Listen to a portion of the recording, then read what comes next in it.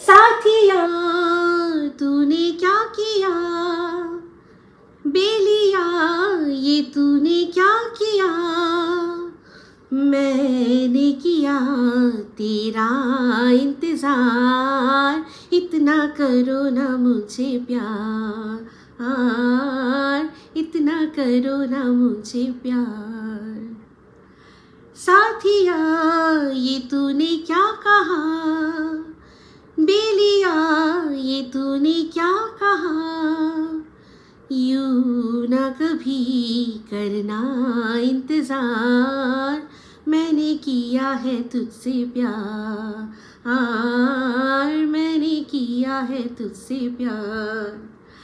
Welcome to टक झाल मिष्टी with इफित আর আমি ইফিত এখানে নো গালাগালি নো কিস্তি অনলি মস্তি। তো আজকের ভিডিও শুরুতে ইন্ট্রোডাকশনে যে গানটা গাইলাম এটা কার জন্য গাইলাম? এই গানটা আমি গাইলাম বন্দনার জন্য।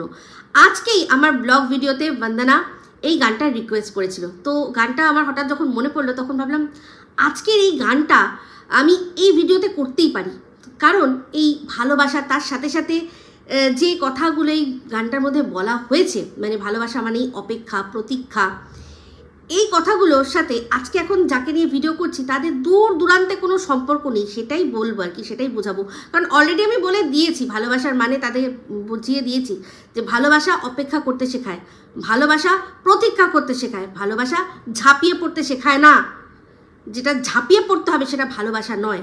তো এই কথাটা অবশ্যই আগে বলেছি। তো আগে বলি যে ভিডিওটা কী নিয়ে হচ্ছে, অবশ্যই টিনকে নিয়ে ভিডিও হচ্ছে। তো তার আগে পরিচয় করিয়ে দিই, এই হচ্ছে একটা বলতে পারেন প্লে বাটনের রেপ্লিকা। তো এটা আজ আমি পাশে নিয়ে বসতে পেরেছি শুধুমাত্র আপনাদের ভালোবাসায়। তো আপনারা জানেন ইউটিউবের কালেকটিভ যে ক্রিয়েটর কালেকটিভ ইভেন্ট যেটা হয়েছিল সেখানে আমি গেছি। তো সেখানে অনেক নামি দামি চ্যানেলের মধ্যে আমিও ছিলাম। তো প্রত্যেকে অনেকের অনেক রকমের কন্টেন্ট, কেউ বিউটি টিপস দেয়, কেউ ব্লগিং করে, কেউ হচ্ছে গিয়ে ফুড ব্লগ করে, তারপর হচ্ছে গিয়ে টেক চ্যানেল ছিল, তারপর এডুকেশনাল, আমাদের বেঙ্গলি কমিউনিটিতে যে এডুকেশনাল জোনটা আছে সেখান থেকে ছিল বিভিন্ন, এমনও চ্যানেল ছিল যারা কিনা আগেই বলে দিচ্ছে আমাদের চ্যানেল কিন্তু দেখতে হলে কানে হেডফোন মাস্ট, অনেক ফান, অনেক রকমের নানান রকমের চ্যানেল ছিল। তো সেখানে আমি ছিলাম এই বেঙ্গলি কমিউনিটিতে যারা কিনা সমালোচনা করে, ক্রিটিসিজম করে, রিয়াকশান দেয় ভিডিও দেখে, বা বলতে পারেন কন্ট্রোভার্সি করে। তো তাদের মধ্যে আমি ছিলাম। খুব ভালো লেগেছে ইভেন্টটার, পুরো ফুল ইভেন্টটা আমি যেটুকু করেছি সেটা আমি আমার ব্লগ চ্যানেলে শেয়ার করেছি, কারণ ওটা আমার একটা এক্সপিরিয়েন্স। তো বাট এখানে এটা আপনাদের সাথে শেয়ার করলাম, এটা নিয়েই বসবো, আর বলতে হবে না মুখে বারবার, লেখাই আছে লাইক শেয়ার সাবস্ক্রাইব, ঠিক আছে? এবার তো করবেন নিশ্চয়ই। তো যাই হোক, খুব ভালো লাগলো সব কিছুই আপনাদের জন্য। সবার আগে মাথা নত করে হাত জোর করে একটা ধন্যবাদ আপনাদের বড়দের, অবশ্যই এখানে ভার্চুয়ালি চরণ স্পর্শ করে, আর আমার চেয়ে যারা ছোট আছে তাদেরকে অনেক আদর করে সমবয়সীদের শুভকামনা জানাচ্ছি। আমার এই অ্যাচিভমেন্টটা শুধুমাত্র আপনাদের ছাড়া সম্ভব ছিল না। তো যাই হোক, চলে আসি আবার ভিডিওর মধ্যে। টিনের ভিডিওর প্রথমেই টাইটেল কি, যে আজকে আবার ছেলেকে নিয়ে ছক্কা মারবেই তো, কারণ ভিউজ তো কমে আসছিল পরপর, সেই যে 1 লাখ হয়েছিল তারপর থেকে আস্তে আস্তে কিন্তু ভিউজ কমে আসছে। তো সেই জন্য কি করতে হবে, অবশ্যই ছেলেকে নিয়ে ট্রাম্প কার্ড খেলতে হবে। তো আজকে টাইটেলেও লিখেছে যে 1 বছর হতে চললো, ছেলেকে ছোঁয়া তো দূরের কথা, নিজের কাছে পাওয়া তো দূরের কথা, তার মুখটা পর্যন্ত একবারও দেখতে পেলাম না। তো কার দোষ সেটা? কার দোষ? সেটা নিয়ে অবশ্যই ভিডিওর মধ্যে পর্যালোচনা করব। তার আগে ভিডিওর মধ্যে কি দেখলাম সেটা বলি। ভিডিও অবশ্যই বাপের বাড়ি থেকে শুরু হচ্ছে। আগের দিনই আমরা দেখেছিলাম যে ফ্ল্যাট থেকে সব পাত্তারি গুটিয়ে চলে এসছে। তো আজকে ভিডিও শুরুতেই হচ্ছে ও দেখালো হচ্ছে গিয়ে ব্রেকফাস্ট করলো, আম আর তার সাথে আরও কিছু জিনিসপত্র খেয়ে ব্রেকফাস্ট করলো। তো ভিডিও শুরুতেই আজ থেকে 1 বছর আগেকার কথা ও স্মৃতিচারণ করছে।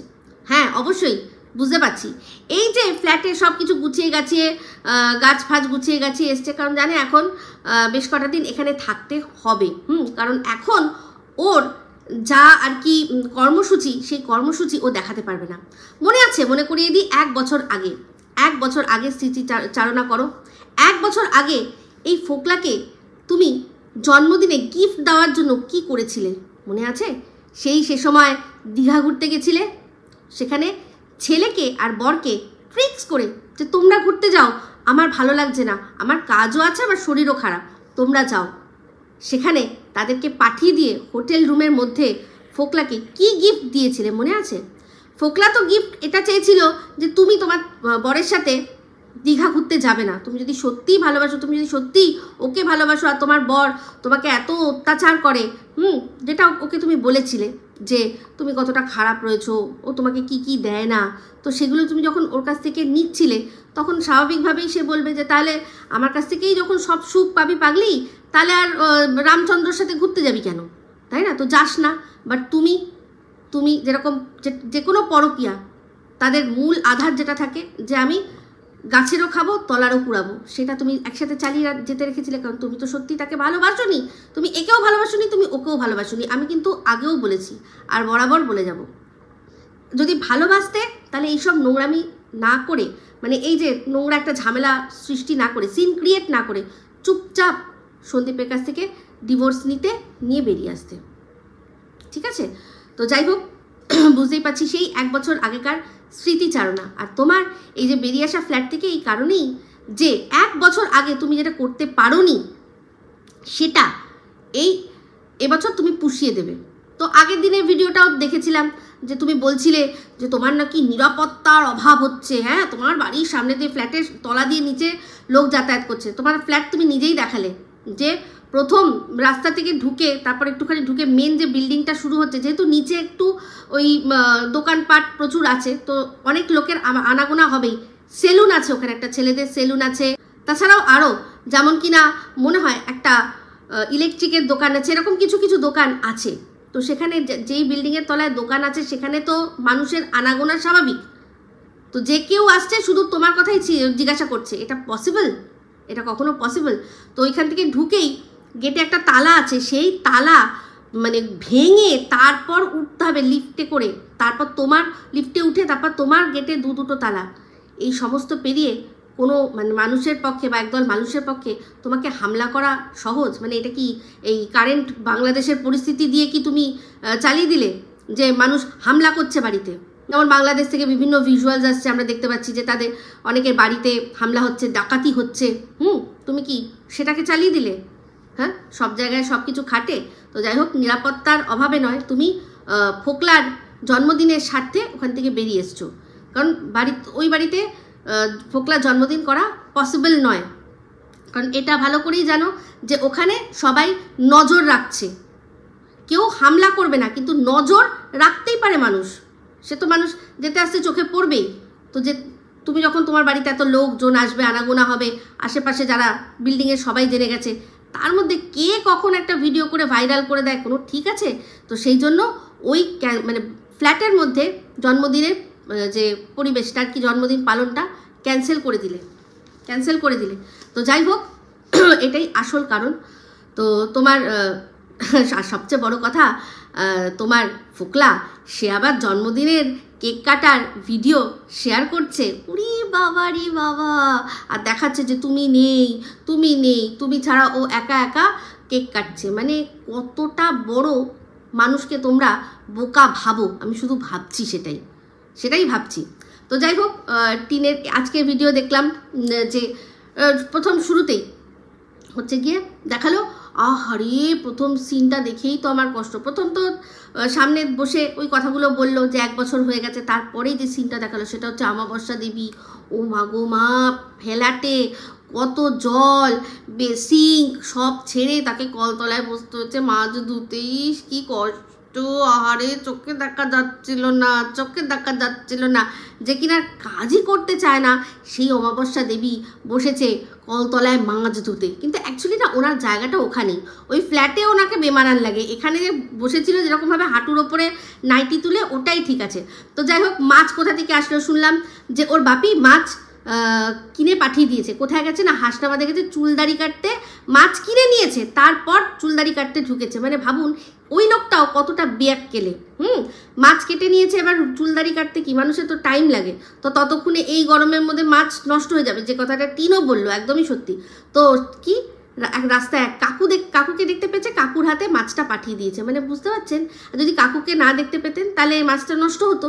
কতটা বেকেলে মানুষ, বুঝতে পারছেন তো। মানে আমি এগুলো বলছি কেন বলুন তো, যাতে টিনকে কীরকম সেটা আপনারা বুঝতে খুব সুবিধা হয়, যে এই যে টিনের যে ব্যাককেলেপনা, এক একটা যে কাজগুলো করে, কোনো মাথা হাতা ছাড়াই কাজ করে, সেই কাজগুলো অ্যাকচুয়ালি কোথার থেকে এসছে এটাই বোঝানোর জন্য বলি, যে ওর বাপিও কিন্তু সেম, একদম সেম, মাথায় বুদ্ধি একেবারেই নেই, যে মাছ কিনে দিয়েছি, তার মানে ওখানে যে কোনো সব লোকই ওনার চেনা, সবাইকে দিয়ে কি বাড়িতে পাঠিয়ে দিতে পারতেন উনি মাছ? মানে এতটাই ওনারা ওখানে ফেমাস, বাবা জানি না, সেটা বলতে পারছি না।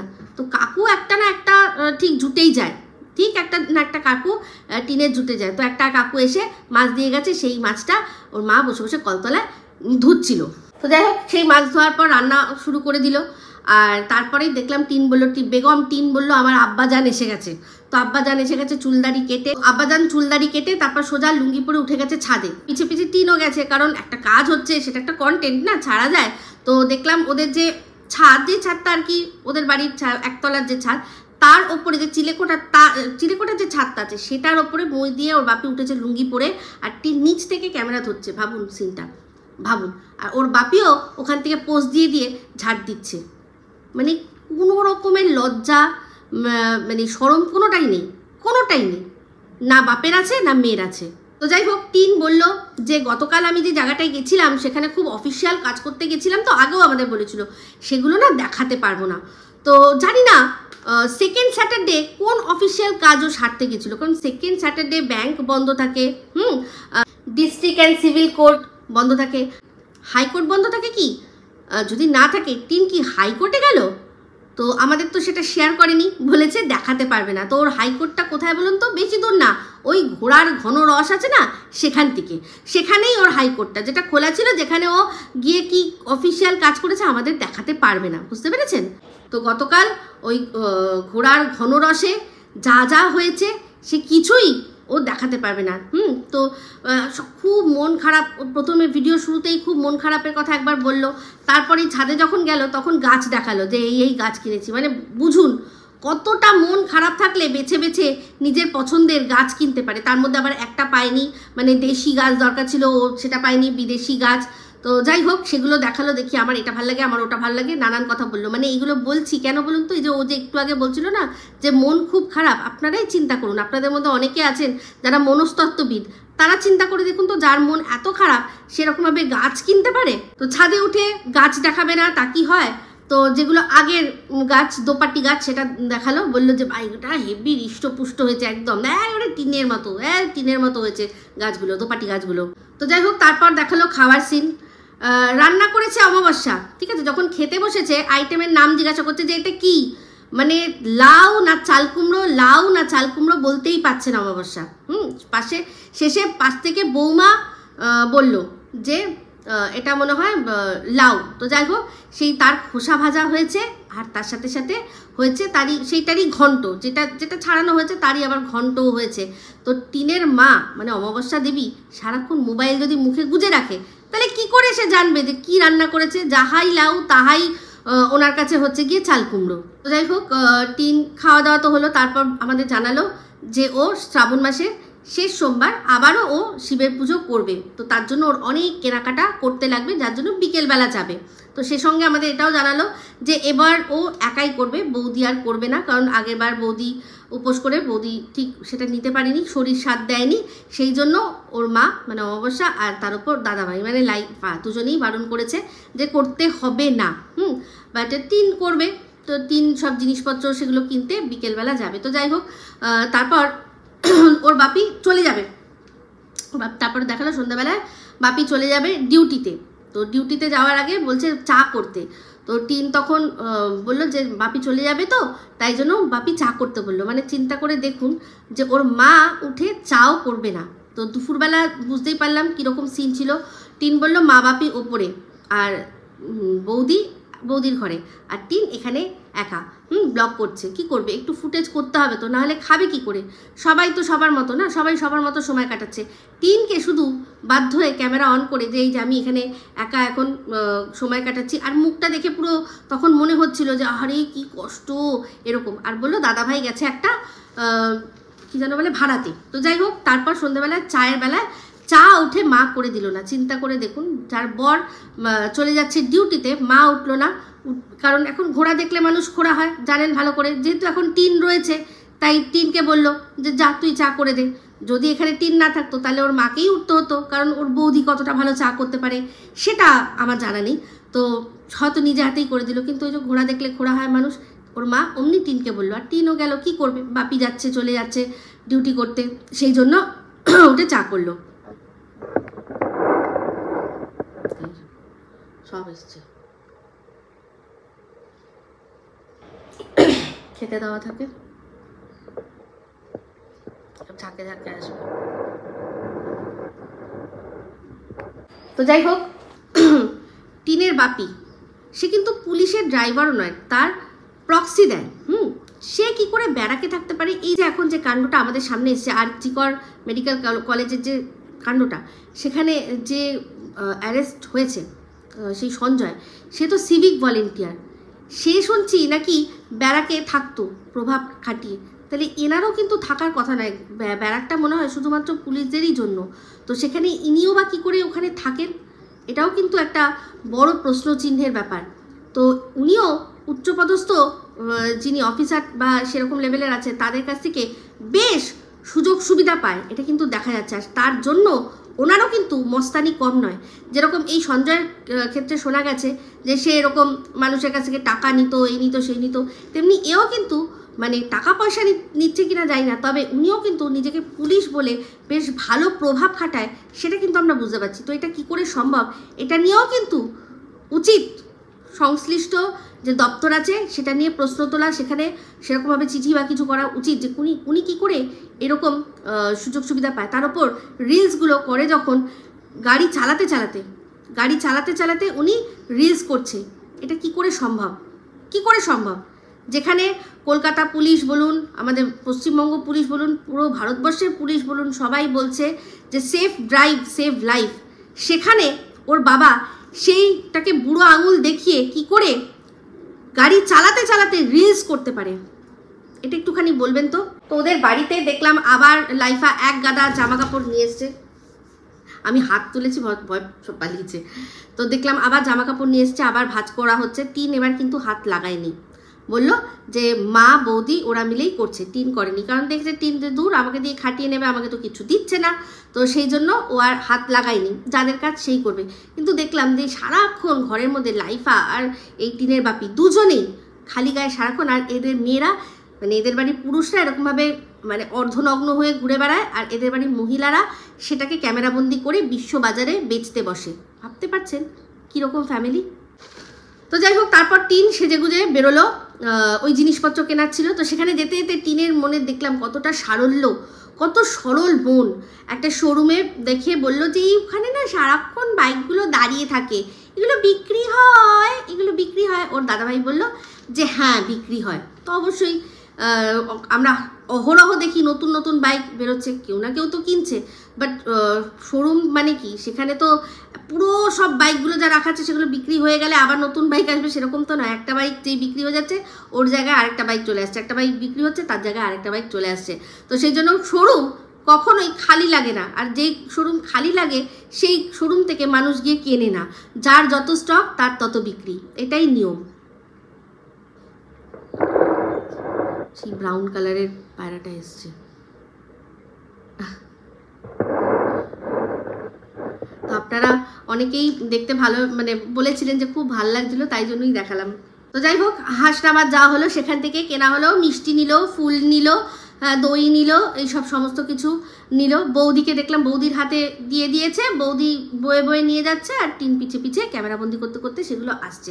তো আজকে দেখলাম যে গেল, কিন্তু খাওয়া দাওয়া কিছু করলো না। তো তারপরেই বাড়িতে যখন আসলো, সেখানে যখন দেখালো যে কী কী কিনেছে, তখন টিন কথা বলতে বলতে বললো যে গিয়ে নাকি ওরা সিঙ্গারা খেয়েছে, তারপর ঘুগনি খেয়েছে। তো সিঙ্গারা ঘুগনি সব খেলো, কিন্তু সেটা ক্যামেরাবন্দি করলো না। এটা হয়? তাহলে কি সেখান থেকে মানে যখন হাসনাবাদ গেছিলো সেখানে কি ব্রুম ব্রুম করে কেউ বাইকে ফটফট ফটফট করতে করতে এসেছিল মনে হচ্ছে? হ্যাঁ, আমার তাই মনে হচ্ছে। এসে তারপর কেনাকাটির পর খাওয়া দাওয়া হয়েছে, তো ফোকলা ছিল বলে মনে হয় আজকে আর খাওয়ার বিষয়টা দেখালো না, পরে এসে আলোচনা করছিল। তো কত কিছু কিনেছে টিন মহাদেবকে দেওয়ার জন্য, ঘুষ, বাপরে বাপ। মহাদেব শুধু সত্যি কথা বলে একটু জল আর একটা বেলপাতা দিলেই খুশ, এত কিছু লাগে না, এত কিচ্ছু লাগে না। তো যাই হোক, পঞ্চামৃত বলতে পারছিল না, বলছে এই তো এবার একটা আলাদা ঘটি আছে, সেই ঘটির মধ্যে দুধ, ঘি, মধু, শর্করা এই সমস্ত দিয়ে পঞ্চামৃত বানাবে, দুধ, দই সমস্ত কিছু দিয়ে। মনে হয়েছে যে পঞ্চামৃত দেওয়া উচিত, তো সেটা খুব ভালো, দিলে কোনো ক্ষতি নেই। কিন্তু উনি মিথ্যে কথা তুমি বলছো আর এত জিনিস দিচ্ছ, হবে না। সত্যি বলো, শুধু বেলপাতা জল দাও, তাতে উনি খুশি। তো উনি মিথ্যে পছন্দ করেন না, মিথ্যে সহ্য করতে পারেন না। তো অবশ্যই তোমার এই মিথ্যে বলে বলে বলে বলে যখন তোমার ঘরটা পূর্ণ হবে, তখন ত্রিনেত্র উনি একেবারে খুলে ভস্য করে দেবে তোমাকে, তুমি চিন্তা করো না। মানে ভস্য বলতে আমি ওরকমভাবে বলছি না, মানে তোমার এই মিথ্যাচারকে ভস্য করে দেবে, মানে সত্যিটা আমাদের সামনে তুলে আনবে, যেটা কিনা উনি মাঝে মধ্যেই কিন্তু করে থাকেন। সেটা তুমি দেখেছো ওই অযোধ্যায় গিয়ে, যেরকম তোমার মানে ওই পুরো ট্যুরটায়, সারা ট্যুরের মধ্যে যেভাবে নোংরামি মিথ্যাচার করলে, দেখো ট্যুর শেষের আগেই আমাদের সামনে তোমার সত্যিটা ধরে একেবারে তুলে দিল। সেটাই বলছি যে মিথ্যাচার বন্ধ করো, দেখবে মহাদেব এই বেলপাতা জলেই খুশি। যাই হোক, জিনিসপত্র যা নিয়েছিল তার মধ্যে দেখলাম বললো যে সব এমনি গুছিয়ে রেখেছি বেডরুমে, আর শুধুমাত্র দই মিষ্টিটা গিরিলের মধ্যে রেখেছি। গিরিল, ভাবুন, কলেজে গেছে, কলেজ অবধি গেছে, গ্রিলকে বলছে গিরিল, গিরিলের মধ্যে রেখে দিয়েছি। সন্দীপ নয় 8 পাস, ঠিক আছে চলো 8 পাস বলতেই পারে যদি কিছু ভুলভাল উচ্চারণ হয়, কিন্তু এই কলেজে যাওয়া সে গ্রিল বলতে পারে না, এখনও গিরিল। কিন্তু এদিকে পোস্ত বলতে বলো, দেখবে প্রস্ত বলে দেবে, কি অদ্ভুত। তো যাই হোক, এইবার আসলো টিনের কথা, মানে ভিডিও যখন শেষ করে দেবে তখন বেশ কিছু কথা বলে তো মাঝে মাঝে, তো এই যে টাইটেল থাম্বনেল দিয়েছে সেটা নিয়েই বলতে বসলো যে একটা বছর এরকমভাবে ছেলেকে আমি দেখতে পেলাম না। তো যাই হোক, সবার আগে বলি যে 1 বছর দেখতে পেলে না, তার জন্য দোষ কাকে দিচ্ছ তুমি, কাকে দোষ দিচ্ছ? তো 1 বছরে তুমি অনেক সুযোগ পেয়েছো। প্রথমত তো 1 বছরে তুমি যে ছেলেকে দেখতে পাওনি, তার জন্য তোমার যে কি কষ্ট সেটা নাকি তুমি বুকের মধ্যে রেখে দাও, আমাদের দেখাও না। এই 1 বছরে, এই গত 1 বছরে ওই কষ্টটাই খোঁজার জন্য প্রতিটা মা উকি মেরেছে তোমার ব্লগে, যে আজকে একটুখানি কষ্ট পাচ্ছে, কিন্তু এই 1 বছরে আমরা দেখেছি যে তুমি 99% দিনে তুমি আনন্দ করেছো। জবের থেকে ওই বাড়ি ছেড়েছো, তুমি শুধুমাত্র আনন্দ করেছো। যখন ভ্যালেন্টাইন্স ডে মানালে, কই দেখলাম না তো তোমার ছেলের জন্য কষ্ট। যেদিন ছেলের জন্মদিন ছিল সেদিনও তো তোমার ছেলের জন্য কষ্ট পেতে দেখলাম না। হ্যাঁ, যেদিন তুমি জানতে পারলে যে তোমার অ্যাকাউন্ট থেকে টাকা নেই, সেদিন তোমার কষ্ট দেখেছিলাম, তোমার ছেলের জন্য দেখিনি। যখন অযোধ্যায় জয় শ্রীরাম হাঁপিয়ে গেলাম, তখন কই একবারও তো বুঝতে পারিনি যে কোনো জায়গায় ঘুরছো তোমরা, ওই যে পুরো ট্যুরটা করলে, তার মধ্যে একদিনও তো বুঝতে পারিনি যে তুমি তোমার ছেলেকে মিস করছো। তোমার আনন্দটা তুমি এত সুন্দর করে জাহির করতে পারো, আর দুঃখটা পারো না। কে বলল? ওই টাকার জন্য কষ্ট পেতে তো আমরা সবাই তোমাকে দেখেছি। ওই কষ্টটা তোমার জেনুইন ছিল, ওই কান্নাটা তোমার জেনুইন ছিল, আমরা প্রত্যেকে বুঝেছি। কেন বুঝবো না কোনটা নাটক আর কোনটা আসল? যদি সত্যিই তুমি কষ্ট পেতে, আসল কষ্ট পেতে, তাহলে দেখতে, বুঝতো মানুষ। আর তুমি মাদের কথা বললে না, যে তোমরা অনেক মা আছো, বুঝবে যে আমার কি পরিস্থিতি ছিল আর কেন আমি ছেলেকে সেই রাতে নিয়ে আসতে পারিনি। মা, তুমি এই কথাটা বলে কিন্তু তুমি তোমার বাড়ির লোকদেরই অনেক বেশি ছোট করলে, কারণ সেই রাতটা কিন্তু তোমাকে বাড়ির থেকে ঘাড় ধাক্কা দিয়ে তোমার শ্বশুরবাড়ির লোকজন বার করে দেয়নি। তুমি কিন্তু ভুলে যাচ্ছ যে সমস্ত ভিডিও ফুটেজ কিন্তু রয়েছে সন্দীপের কাছে, ও বলেওছে সেগুলো আমাদের দেখিয়ে দেবে। তুমি কি চাইছো যে সেগুলো বার হোক? সন্দীপ দেখিয়ে দিতেই পারে। এখানে ও তোমাকে জোর করে কোনো ক্যামেরাবন্দি করছে না, তুমি জেনে বুঝেই ক্যামেরায় রয়েছো, এতদিন ধরে ওর ক্যামেরার সাথে শেয়ার করেছো। তো সেই হিসাবে সন্দীপ দেখাতেই পারে তার বউয়ের কীর্তি, সেখানে কিচ্ছু যায় আসবে না। আর বেচা, ও তো বলেই দিয়েছে ইউটিউবে সবাই সবাইকে বেচে, যেমন তুমি তোমার ছেলেকে এখন তোমার ইমোশন বেচতে বসেছো ছেলের প্রতি, fake emotion, yes fake emotion. তুমি তোমার মায়ের সাথে তোমার ফ্যামিলির আরও লোকদের সাথে টোটো করে ওখান থেকে বেরিয়েছো, তোমার কি পরিস্থিতি ছিল? তুমি কোথায়? তুমি কি তোমাকে বাড়ির থেকে ঘাট ধাক্কা দিয়ে বার করে দিচ্ছে বা তোমার পিছনে কোনো অস্ত্র নিয়ে দৌড়াচ্ছে, তখন তুমি প্রাণ বাঁচাতে দৌড়াচ্ছ, আমি জানি না কোথায় যাব, আমার বাবা মা জানে না, আমি জানি না এটা যে আমার বাবা মা আমার সাথ দেবে কি দেবে না, এরকম তো কোনো বিষয় ছিল না। ওখানে বসে দুদিন ধরে তোমার মা তুমি আলাপ আলোচনা করে সমস্ত প্ল্যান ছকে তারপর তুমি বেরিয়েছো। তোমার বাচ্চাকে না নেওয়াটা এই প্ল্যানেরই হিস্সা ছিল, কারণ তার কিছুদিন আগেই তুমি তোমার ছেলেকে নিয়ে যখন তোমার বাপের বাড়িতে গিয়ে থেকেছিলে তখন তুমি দেখেছিলে যে এক পা বেরোতে গেলেই তোমার ছেলেকে রাখার মতো কোনো লোক নেই। এক পা বেরিয়েছ, ফোন এসছে যে রাখতে পারছি না, তাড়াতাড়ি ফিরে আয়।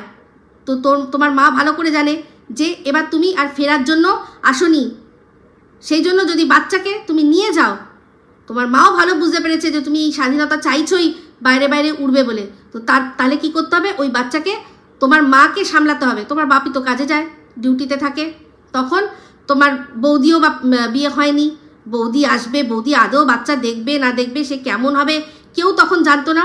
তোমার মা জানতো যে এই বাচ্চাকে আমার ঘাড়ে ফেলে রেখে দিয়ে এর মা টিক ট্যাং ট্যাং করে সারা জায়গায় ঘুরে বেড়াবে, কোন দিন রাত্রে হয়তো আসবে না, এই বাচ্চাকে আমাকে সামলাতে হবে, আমি পারবো না, কারণ এই বাচ্চা আমাকে চেনেই না। সেই জন্য এটা প্ল্যানের হিস্সা ছিল তুমি বাচ্চাকে না নিয়ে আসা। মিথ্যা কথা বলো না, তুমি কোনো অথই জলে পড়ে যাওনি শ্বশুরবাড়ি থেকে বেরিয়ে বাপের বাড়িতে গেছো, যে বাপের বাড়ি তোমাকে নিতে পারে তোমার বাচ্চাকে তারা নেবে না, এটা বলতে চাইছো? তারা বলে দিয়েছিল যে তো আমরা নিতে পারবো না, তুই আসলে আয়। এটা কথা, এটাই সত্যি কথা। যদি সত্যিই পরিস্থিতি, তুমি দুদিন কৃষ্ণনগরে ছিলে, কেন নিলে না? যখন সন্দীপ তোমাদের চাপে ফোন পেয়ে থানা থেকে ফোন পেয়ে সবাই যখন ওকে বোঝালো যে না বাচ্চা দিয়ে দে, নাহলে কিন্তু তোদের ওপর অনেক আরও অত্যাচার শুরু হবে, বাচ্চাকে দিতেই হবে মায়ের কাছে, তখন ও যখন রাজি হলো তখন কেন নিলে না বাচ্চা? তখন কেন বাচ্চা নিলে না? কারণ বাচ্চা নেওয়াটা প্ল্যানের হিস্সাই ছিল না। রিকভারি করতে আসতে পারলে বাচ্চাটাকে সামনের দিকে একবার দেখার জন্য জেদ করলে না, ঝামেলা করতে, সবাই দেখতো, ক্যামেরাবন্দি হতো। তোমার বাবা তো কলসি নিয়ে মারলো, সে তো চিন্তা করলো না, সন্দীপের হাতে তো ক্যামেরা ছিল, তাহলে তুমি কেন চিন্তা করলে? কেন তুমি বাচ্চার জন্য, যেমন তোমার বাবা সন্দীপকে মারার জন্য গেছিল, তেমন তুমি কেন বাচ্চাকে নেওয়ার জন্য ঝামেলা করলে না? কোথায় রেখেছিল? তোমার পিসির বাড়িতেই তো রেখেছিল, তোমার সামনেই তো। পুলিশ জিজ্ঞাসা করলো তখন বললো তো পাশের বাড়িতে রয়েছে, তোমার মা জানতো পাশের বাড়িতে রয়েছে, তাহলে তুমি দৌড়ে চলে যেতে পারলে না পিসির বাড়িতে? হতো সেগুলো ক্যামেরাবন্দি, দেখতাম আমরা, বুঝতাম একটা মায়ের কত কষ্ট তার সন্তানের জন্য, একটা মা লড়ছে, তুমি ক্যাথা কুড়িয়ে চলে আসলে আর ক্যাথা কুড়ানি নাম নিলে। রিকভারির দিন তুমি যখন তোমার সাথে কথা হচ্ছিল, যখন থানা থেকে একজন পুলিশ উনি বলছিলেন যে ছেলে কোথায়, সন্দীপ বলল ছেলে তো আমার, বড় বড় ডায়লগ দিয়েছিলে, দেখা যাবে, তারপরেই এই যে এত বড় চ্যালেঞ্জ দিলে, তারপরেই এসে তুমি কাস্টাডির কেস কেন করনি? যদি সত্যি তোমার ছেলেকে দরকার ছিল, উঠোনে দাঁড়িয়ে চিৎকার করতে, ওর নাম ধরে চিৎকার করতে, সোনা বাবার নাম ধরে চিৎকার করতে, দেখতাম কি হতো, দেখতাম। কিন্তু তুমিও জানো ভালো করে যে ওই দিনই তোমার মুখে চুনকালি দিয়ে দিত তোমার ছেলে, সেই জন্য চুপচাপ বেরিয়ে এসছো। বেরিয়ে এসে পরে বলেছো যে উকিল নাকি বারণ করেছিল যে ছেলের নাম পর্যন্ত নেবেন না, ছেলেকে উইশ পর্যন্ত করনি, জন্মদিনে উইশ পর্যন্ত করনি। তুমি বড় বড় কথা বলছো, তোমার লজ্জা করে না? যখন সবাই বাচ্চার জন্য তোমাকে আনন্দ করতে দেখে, আনন্দে থাকতে দেখে, প্রত্যেকটা মা বলছে তুমি কি মা গো, তোমার বাচ্চার জন্য কষ্ট হয় না? তাদের মুখ বন্ধ করার জন্য তুমি কি করলে? বললে উকিলের কাছে গেছি বলে, সেখানে বাচ্চার জন্য আমি এবার কি করছি টাইটেল থাম্বনেল দিলে। আদৌ বাচ্চার কাস্টাডি কেস করেছো? করনি। কি করেছিলে? সন্দীপের পেটে লাথি মারতে চেয়েছিলে, চ্যানেল দুটো বন্ধ করতে চেয়েছিলে। আমি মানতাম আগে বাচ্চাকে নিয়ে আসতে তোমার কাছে, তারপর ওর চ্যানেল দুটো বন্ধ করার জন্য তুমি ব্যবস্থা করতে, তাহলেও আমি মানতাম। তুমি ওখানে বাচ্চা রয়েছে, অথচ তুমি তোমার ওই চ্যানেল দুটো ছিনিয়ে বন্ধ করে দিতে চাও যাতে ওর ইনকাম বন্ধ হয়ে যায়। তুমি কত বড় অসভ্য মেয়ে তুমি নিজে জানো? তুমি আমার ভিডিও প্রথম থেকে দেখো, তোমাদের এই বিষয় নিয়ে আমি ডে 1 থেকে ভিডিও করছি। আমি আমার ভিডিওর মধ্যে বলেছি যে কাস্টাডি কেস করার জন্য ডিভোর্স কেস ফাইল করা ম্যান্ডেটারি নয়, মানে প্রয়োজন নেই। তুমি ডিভোর্স কেস ফাইল না করেও তুমি বাচ্চার কাস্টাডির জন্য দাবি করতে পারো। তুমি ভিডিও সব দেখো, তুমি সেটাও দেখেছো, কেন করনি? বাচ্চা আজ 1 বছর হয়ে গেছে, এখনও কাস্টাডির জন্য কেস করতে পারোনি। অথচ তুমি সীমার বিরুদ্ধে যাওয়ার জন্য, আরও অনেক ক্রিয়েটার আরশের বিরুদ্ধে যাওয়ার জন্য তুমি সাইবার ক্রাইমে দৌড়েছো। সেই দৌড়টা তোমার কষ্ট হয়নি, তুমি দৌড়াতে পেরেছো। ওদের চ্যানেল বন্ধ করার জন্য, ওদের মুখ বন্ধ করার জন্য করেছো। তুমি 498A করার জন্য দৌড়াতে পেরেছো, রিট অফ ম্যান্ডাবাস করার জন্য দৌড়াতে পেরেছো, কিন্তু সবচেয়ে ইজি যেটা বাচ্চার জন্য, বাচ্চার কাস্টাডি জন্য কেস ফাইল করা, সেটাই তুমি করতে পারোনি, যার জন্য তোমার ডিভোর্স কেসও করার দরকার ছিল না।